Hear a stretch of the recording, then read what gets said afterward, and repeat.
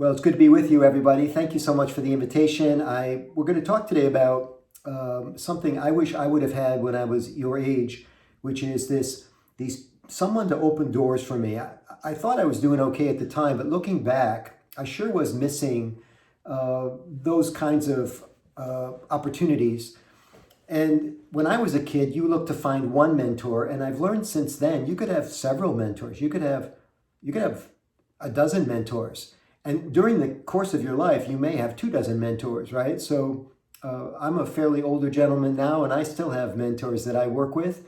I'm always looking to sign people up that might be able to point me in the right direction, even at my ripe old age. So once you learn and acquire this skill, it just never goes away.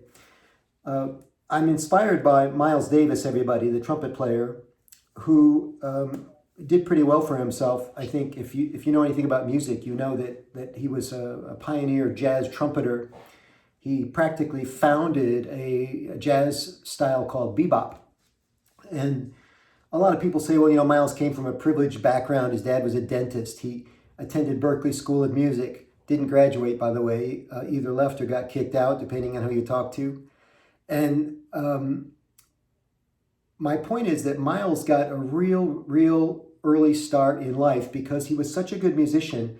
When people came to St. Louis, people like Duke Ellington and other famous musicians, erstwhile mentors, came to St. Louis, Miles got asked to sit in with the band. So he met all these guys at age 17. And here's the first thing I want you to write down today. I hope you all have pens. Write this down. You only have to meet somebody one time to say that you know them. And so your goal should be, right now, to meet as many people as you can, as fast as you can. Just connect with them. And I'll be sharing some tips for that with you for getting that done in very short order.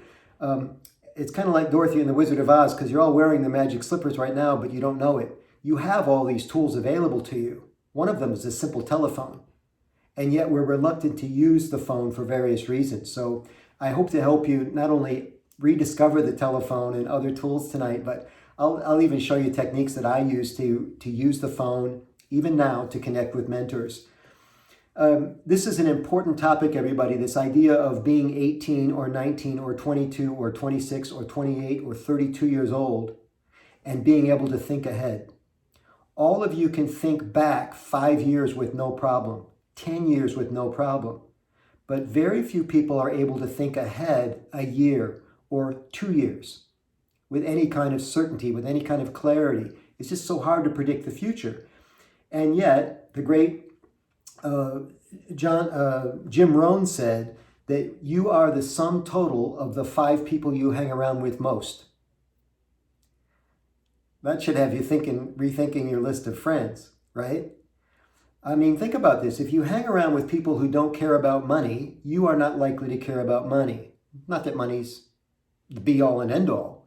If you hang around with 5 people that don't take care of themselves health-wise, you're not likely to become a healthy person. You'll have their kind of lifestyle. You with me? If you hang around with people who don't read, the odds of you reading a book and sharing the contents of it with them are slim to none. So we are who we hang around with. And so this idea of trying to do better with that mix is very helpful.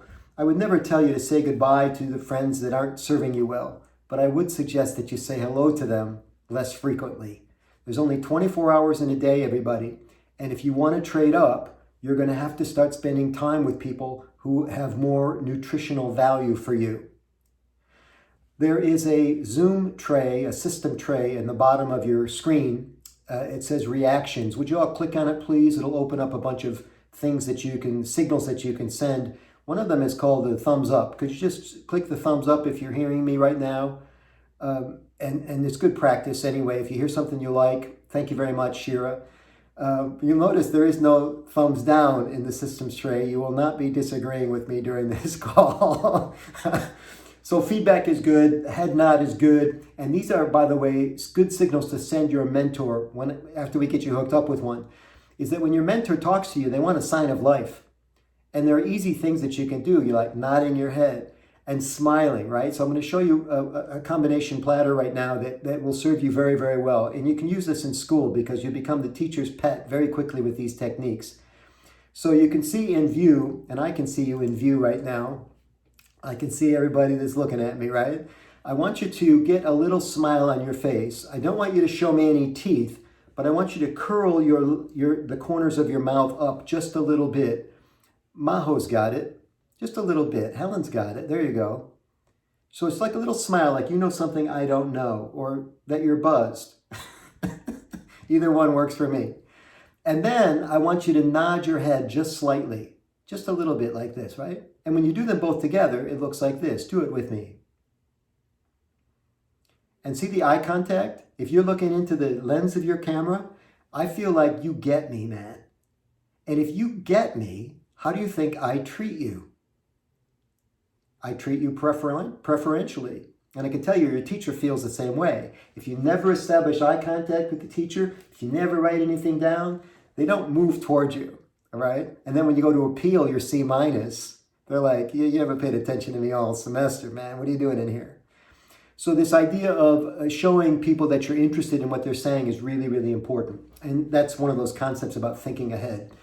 So look, there are 3 tenses, basically. Past, present, and future. I've talked about all 3 of them already, that we look back very easily. We can't look ahead that well. The present is the most important.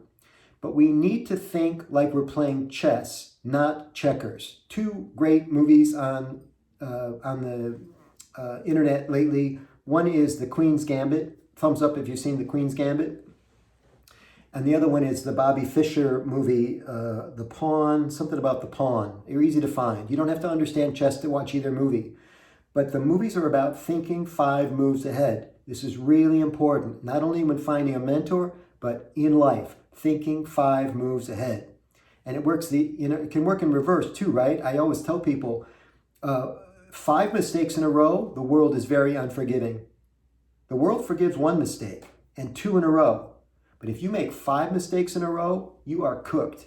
So we've got to learn this idea about thinking ahead. There are lots of sports analogies for this. Wayne Gretsky used to say, skate where the puck is. Tom Brady doesn't throw to his wide receiver. He throws to where the wide receiver is supposed to be, right? And in chess, we think 5 moves ahead, not checkers, which is only 1 or 2 moves ahead. So it's a much different strategy. It's really important. I know that most of you right now are immersed in the present tense. There's a pandemic. You're working at your first or maybe second job. You're trying to finish your degree, get out of school. You're interviewing, right? The present is super important. It always will be. So this idea of being able to juggle juggling's right, 3 things in 2 hands or 2 things with 1 hand. 2 tennis balls with 1 hand is juggling. And it's not easy to juggle. It's not easy to keep all those balls in the air, but this is the next purpose. So think about this. You're working your first job now. Maybe you just started it 6 months ago. You should already be thinking about your next job. Not to cheat your current employer, right? Not to be duplicitous, but because you're on your way someplace else. You have to be able to think about the next station. I think when you're working at your current job, you should give them everything that you can. You should be there for them now, in the present. But you want to be thinking about the future. And that's why you should be friending 10 people a day on LinkedIn. First thing when you get up in the morning, you got your coffee or your smoothie, whatever, you're on LinkedIn and you're friending 10 people every day to build your network, because you never know when these people are going to be useful to you, and vice versa. You will be useful to them. We normally, most people, reach out to mentors when you need them. And it's too late. It's too late. Because then you have to introduce yourself. Then they have to warm to you. Then you have to get an appointment. Then you have to get the second coffee. And it takes too long. So it's better to get it going now. And it's never been easier to meet people than online in groups like this, on LinkedIn. In fact, if you're multitasking right now, I suspect you're pulling up LinkedIn so that you can friend me, because I would be happy to be your mentor. but we have to be connected. I have to know you. I have to appreciate you. I have to have a communication channel, right? And right now, without that connection on LinkedIn, this is a radio broadcast, and we are gone to each other right after this program. We've got to find that way, that communication channel to work for us. So you're thinking about your next job, and here's a big aha for you, that your next mentor is likely to be somebody you haven't met yet. That's something to think about. The person that's going to introduce you to your next job is someone you haven't yet met. Wow. One fast way to speed that up is to start meeting more people faster. So how do you build your network fast? We talked about friending 10 people a day on LinkedIn. By the way, LinkedIn is the only platform, some of you will know this, give me a thumbs up if you know it. I don't want to talk too far below where you're at on social. But did you know that LinkedIn is the only platform where you can search the name, the industry, the company, and even the title of the person? So let's say you just want a friend, you want to get into sales. Yeah, a couple of people know that. Good. Thank you, Catherine and Kathleen. If you want to friend people in sales because you're going to get into the sales trade, you can just start friending people on LinkedIn in sales. You go to your province in Canada, right? And you type in your province and you type in sales, and they just line up for you like just start clicking, man. And here's something that's interesting about people.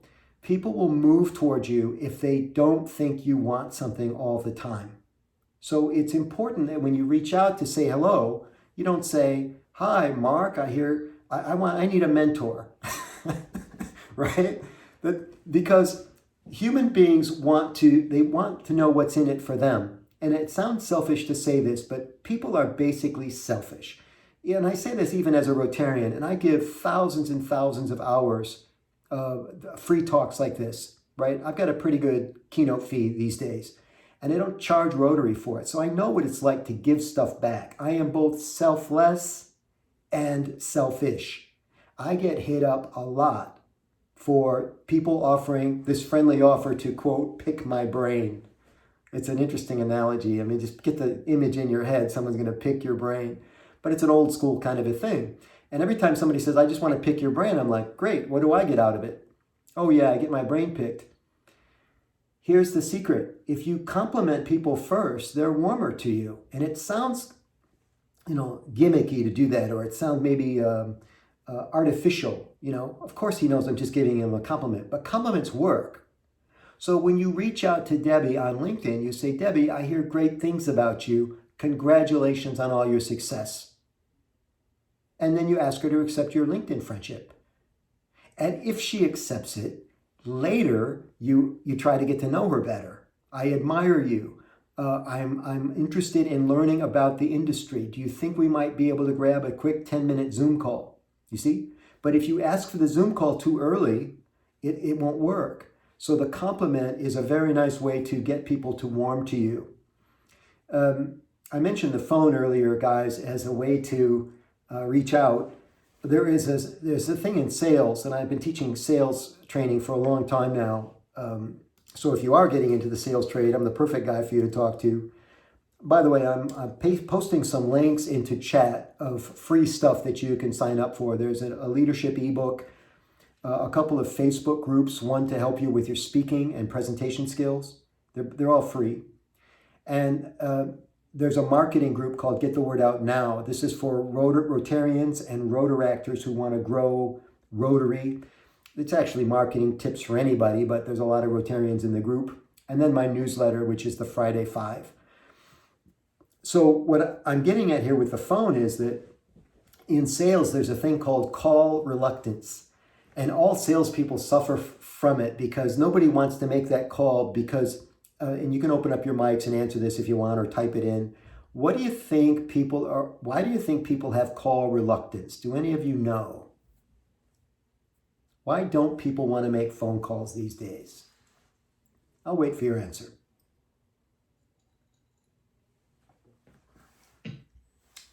Fear of rejection. Lori Brown got it. Absolutely correct. Nobody likes to be rejected.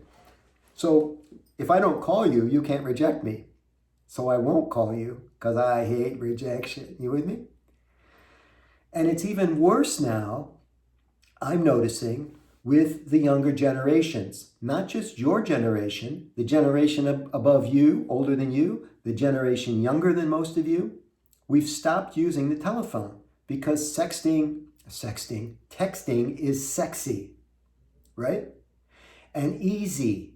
And I can't get rejected as much if I text you, right? Or Facebook message you, right? But if I call you, you might not return my call, and that's going to hurt. So I won't call you.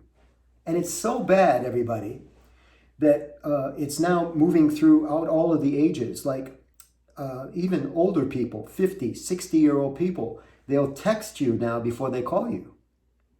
And they say, is it okay to call? 20 years ago, we didn't do that. We just called the person. Here's why this is important. Every time you introduce something that could stall the relationship, that could keep you from getting to know people faster, you slow down the odds of connecting with mentors.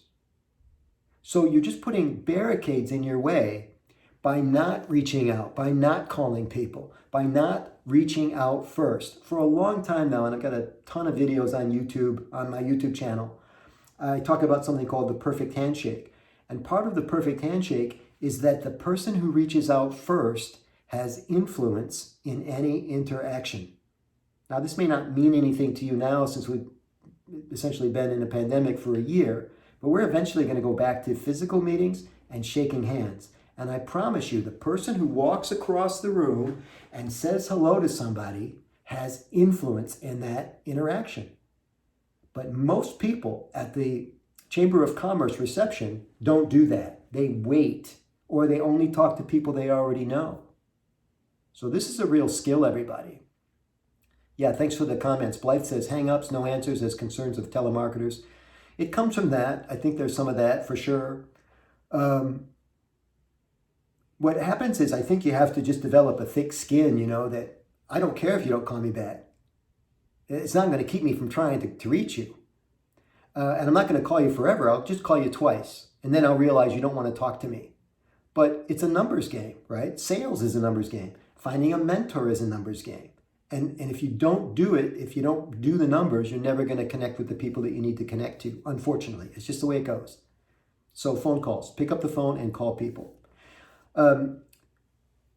Also, I want to talk about something called the 6 degrees of separation. I'm pretty sure all of you know about this by now. Thumbs up if you know the 6 degrees. Some people call it the 6 degrees of Kevin Bacon. Right, it's the idea that somebody that you know knows somebody else, right? And here's what I've seen over and over again. A lot of people want mentors. The one easy reason you want mentors is because if you have people looking after you, when it's time for you to find a job, you can just tell them you're looking for work and then they'll find you a job. Pretty cool, right? But again, human psychology, we work against ourselves. You want to have some fun? Google the cognitive biases.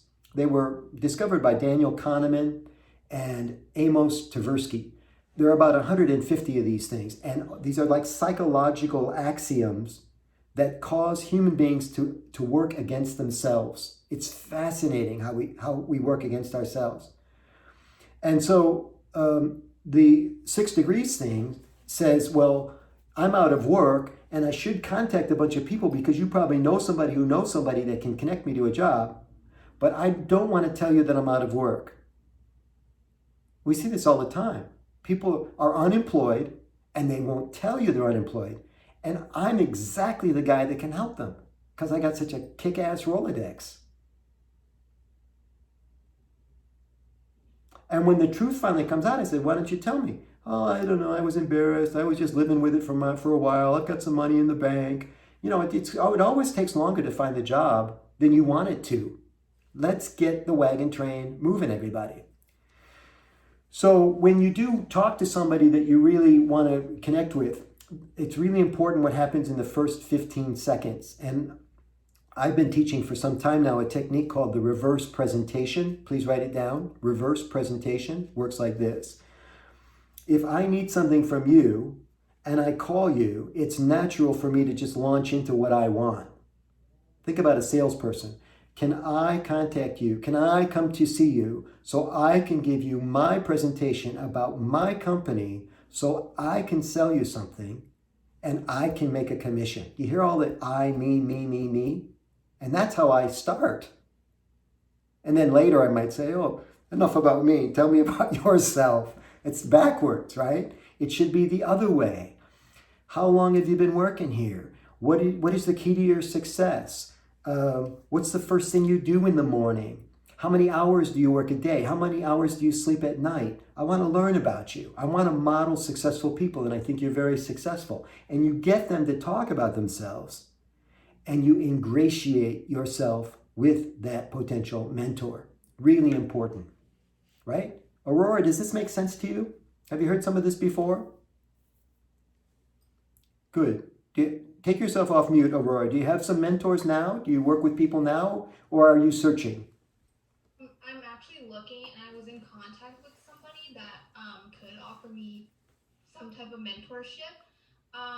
But like I'm having trouble with her, like getting up time to like have a Zoom meeting and talk to her. Like she's a very busy person, and I understand that, but I don't know like when reaching out is like too much, I guess. Yeah, well, and there's another thing, another problem here. You're right, she is very busy. So what she's doing is what's called a cost-benefit analysis. Do I have a half hour to talk to Aurora, and what's that going to cost me, versus not doing this project that I'm working on? What's that going to cost me? I better do my project. Sorry, Aurora. So one of the tricks for moving yourself up in priority with these people is to offer to do something for them.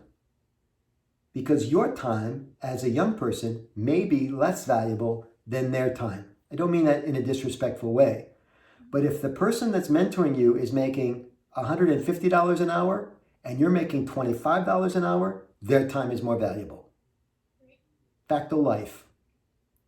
So what do you do? And again, you're in that ingratiation stage, look at me. We're all attention merchants. You got to get her to look at you, Aurora. So you say, listen, I know how super busy you are. I don't expect you to just drop everything and talk to me for half an hour. What can I do for you that will buy you some time so that you can talk to me? Because they all know what an intern is. They all know what an admin is, a VA, and so do you. Now, you might have to work 5 hours to get that 30 minutes, but if it's valuable intel. I used to meet speakers on the road, guys, and I don't know how much you know about my depth and breadth of work, but I've been around a little bit. I've spoken on 5 continents, 49 of the 50 states. I've done some really cool gigs. And part of it is I would meet speakers on the road and I would ask them for tips. And a lot of times the speakers would say, like one time a speaker said to me, like we both had, like, I don't know, say we're in Sacramento, California at a gig, right, a hotel.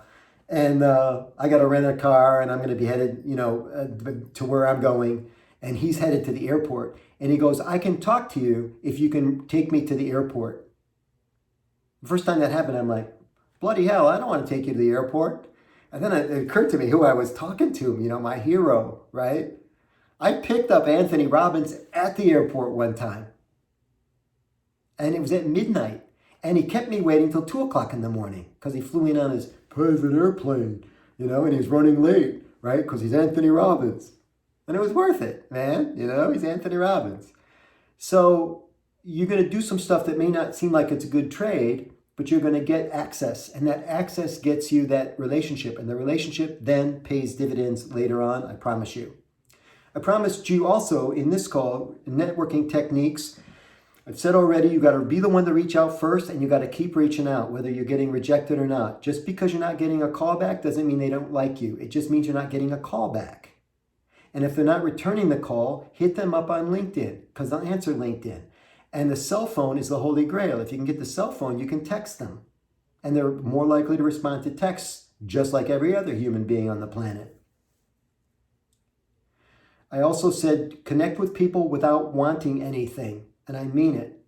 If it ever seems like you're contacting them just so you can use them, they will terminate the relationship as fast as you can say Jack Robinson. They'll be gone. And then the third technique is be helpful. Because when you're helpful, they understand you're coming from a good place. You're a good person. You're generous. You're a resource for them. Not, on a P&L statement in accounting, there's a thing called the balance sheet, right? There's assets and liabilities. Are you an asset to the person or are you a liability? Present yourself very clearly as an asset and they will give you that time. Let's open up for some Q&A and see what's on your mind. I'll answer questions about your specific situation, general stuff, anything you want. I'm an open book.